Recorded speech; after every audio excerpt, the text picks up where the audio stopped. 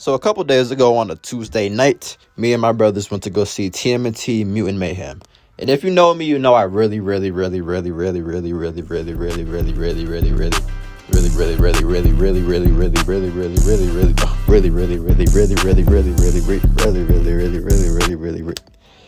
love Ninja Turtles. So let's talk about it. First off, the brotherhood aspect in this movie is amazing. At first, I wasn't really a fan of Donatello's voice actor. No hate. Nothing against the voice actor, I just didn't like it at first. But as the film progressed, the voice grew on me, and I like it now. But what I really appreciated about this brotherhood aspect of the movie is that they all seem like really realistic and cringy teenage brothers. And they also introduced April O'Neil in this movie, and I liked how instead of having Casey or Donnie be the one that has a crush on April, this time it was Leo, and I feel like that really worked for this movie. And now that we got them out the way, let's talk about the main villain, Superfly. So to me, what makes Superfly such a compelling villain, not just a villain, but an overall character, is how similar he is to the Ninja Turtles. And not just Superfly, but also his mutant brothers. So now if you're questioning what do I mean about brothers and how is he similar to the Turtles, I'm going to break everything down for you. So in this film, hold on, let me get some water.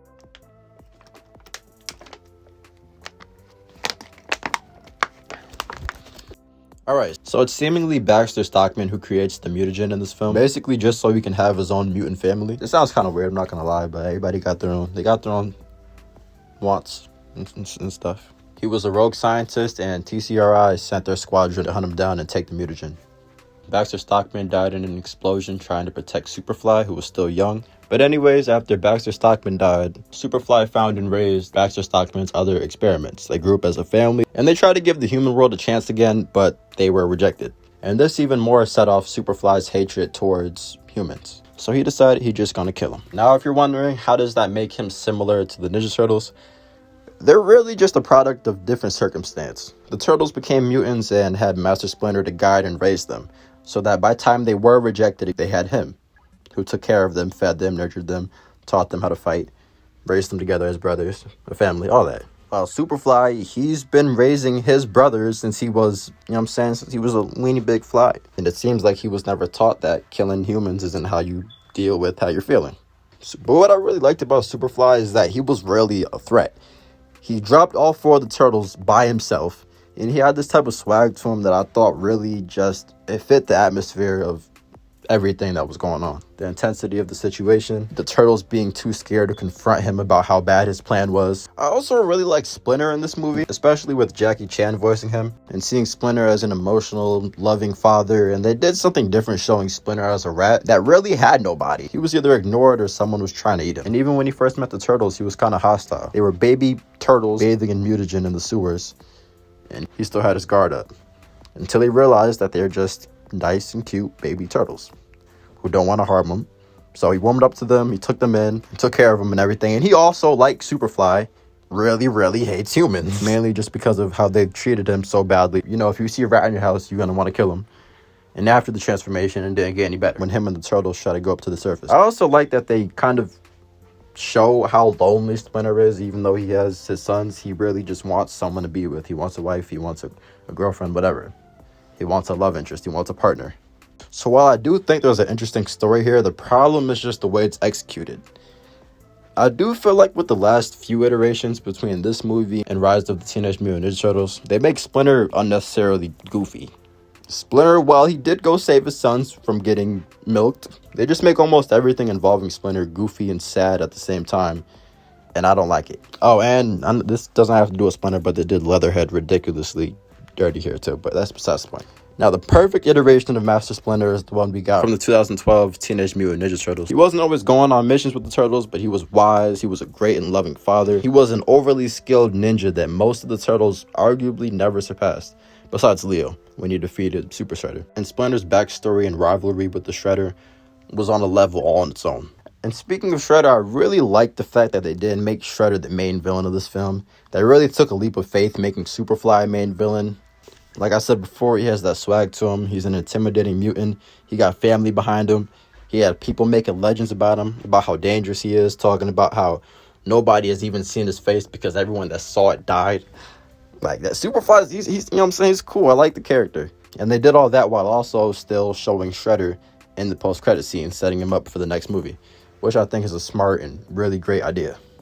April in this movie was great. She's an aspiring journalist that's been kind of bullied at her school ever since she puked on live television. And there was definitely a lack of Casey Jones in this movie, but I'm not mad at that either, because that just leaves room for him to be in the sequel, instead of trying to cram him into this first movie along with April. Now, as far as character development, I think it kind of hits you subtly, because after the movie, besides, the obvious ones, I had to really sit back and think about how the characters developed as the film went on. April, after seeing how the Ninja Turtles were doing so much, trying to stop Stockman Fly, going out of their way, doing all this just to be liked. And April realized that she was doing the same thing. So she realizes that she was doing this all for the wrong reasons. And Leo realizes this. So when Superfly becomes Superfly and gets super big and all that type of stuff, and he becomes this huge fly mix and match monster animal thingy thing, there's reports that the Ninja Turtles and these other mutants are working with Superfly. But that's wrong, because Superfly is actually on his own here. The Ninja Turtles actually managed to convince the mutants that were basically Superfly's family to not kill people. Because Superfly's plan in this film was basically to mutate all the animals and kill off all the humans. And after the Turtles talked to the other mutants, they realized that's wow, that's a little messed up, man. So they teamed up with the Turtles. But basically, the New York News was portraying the narrative that the Turtles were fighting alongside Superfly, trying to hurt people and all that type of stuff. And April O'Neil pulled up to the news station, and she didn't puke this time. She was on live camera, she didn't puke this time. Well, she did puke, but that was towards the end. She held it down so that she could help her friends and clear their name, which I really appreciated, because that shows that regardless of how she feels at the moment, she put her feelings aside so she can help her friends. Now, as far as the Turtles' character development, this one was more Leo focused, I'd say. It was all of them, but it was Leo that kind of spoke it, that was talking about it. April helped Leo realize that he was also doing this for the wrong reason, and that him and his brothers should be helping people regardless if they hate him, because people were starting to turn on the Turtles after what the news had said. So the Turtles go and keep trying to stop Superfly. Splinter injures his leg. It was interesting here. This is one part of the film that I really love, because remember I said Splinter doesn't like humans. He hates them. You feel me? That's a strong word, but he don't mess with them like that. You feel me? Splinter injures his leg.